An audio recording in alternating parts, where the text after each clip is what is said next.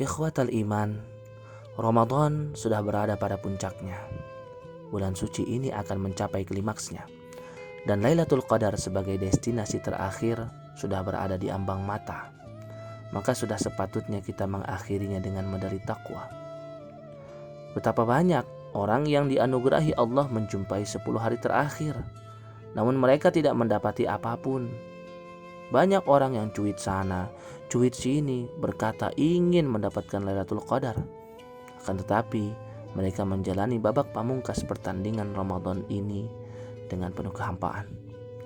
Tiada amal tambahan, ketaatan justru semakin memudar. Dan anehnya, tidak merasa butuh lagi untuk bertaubat kepada Allah Subhanahu wa Ta'ala. Sehingga hari-hari yang tersisa hanya terisi dengan kesia-siaan dan kemalasan. Coba kita cek lagi deh di lubuk hati yang terdalam. Jangan-jangan keinginan kita mendapatkan Lailatul Qadar itu tidak benar. Jangan-jangan kita nggak jujur dengan niat kita. Apakah lisan kita yang sering berdusta, ataukah memang hati kita yang sudah begitu kotor, penuh noda berkerak akibat dosa? Karena sesungguhnya Nabi SAW bersabda, "Intasduqillaha yasdukka." Jika memang niat kamu jujur kepada Allah Subhanahu wa Ta'ala, niscaya Allah akan mewujudkan niatmu. Ikhwatal iman, momentum yang kita hadapi ini adalah hari-hari penuh kebaikan, penuh keberkahan dan syarat akan keutamaan. Maka berpuasalah dengan sebaik-baik puasa di hari-hari tersebut. Binarkan malam-malamnya dengan munajat, istighfar dan sholat. Makmurkan pagi dan siangnya dengan tilawah, sedekah dan kalimat thayyibah. Ibnu Jauzi rahimahullah memberikan gambaran kepada kita semua bagaimana kita mengakhiri bulan Ramadan itu agar seperti kuda pacuan. Kuda pacuan tatkala sudah mendekati garis finish, tentu dia akan mengerahkan seluruh energi dan potensi yang dia miliki untuk mencapai garis finish. Maka jangan sampai kuda lebih cerdas daripada kita. Al-ibratu bikamalin nihayat, la binaqsil bidayat. Yang terpenting adalah kesempurnaan di akhir, bukan celah dan kekurangan yang ada di awal. Lantas, apa yang harus kita lakukan di sisa Ramadan ini? Ya jelas, kita harus menjaga kualitas puasa kita. Jauh lebih sulit berpuasa lisan dari berbicara yang tidak bermanfaat, berpuasa mata dari melihat aurat, dan berpuasa telinga dari mendengar maksiat.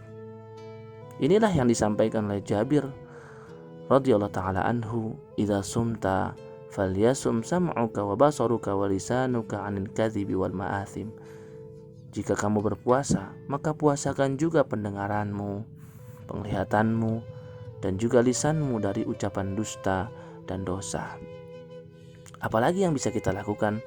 Kurangi jatah tidur kita, baik tidur siang maupun tidur malam. Bukan mengurangi jatah tidur untuk begadang, bermain game, bukan juga untuk mengkhatamkan film drama, tapi untuk memperbajak ibadah sholat, tilawah Al-Quran, zikir, taubat, sedekah dan lain sebagainya. Karena Aisyah radhiyallahu ta'ala anha ummul mukminin berkata, Nabi SAW itu menghidupkan malam-malamnya ketika di akhir Ramadan. Kemudian juga membangunkan keluarga dan istrinya. Jika sosok sekali bernabi yang akan membuka pintu surga pertama kali bersungguh-sungguh menghadapi 10 hari ini, bagaimana dengan kita yang belum jelas status surganya? Jika kekasih Allah dan seseorang yang telah diampuni seluruh kekhilafannya masih berburu kemuliaan, rahmat dan ampunan di 10 hari terakhir ini, maka apakah kita pantas mengakhirinya dengan bersantai-santai dan berleha-leha? Apalagi yang bisa kita lakukan? Hendaklah kita menahan sekuat-kuatnya syahwat dunia.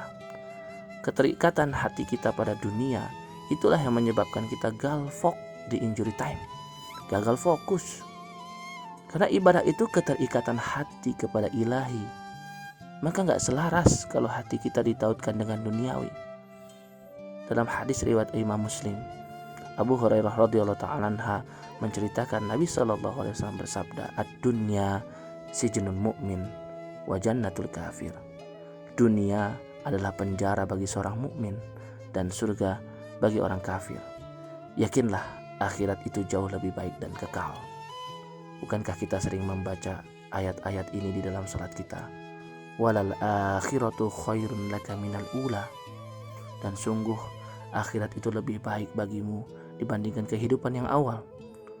Wal akhiratu khairu wa abqa, dan sungguh akhirat itu jauh lebih baik dan lebih kekal dibandingkan dunia.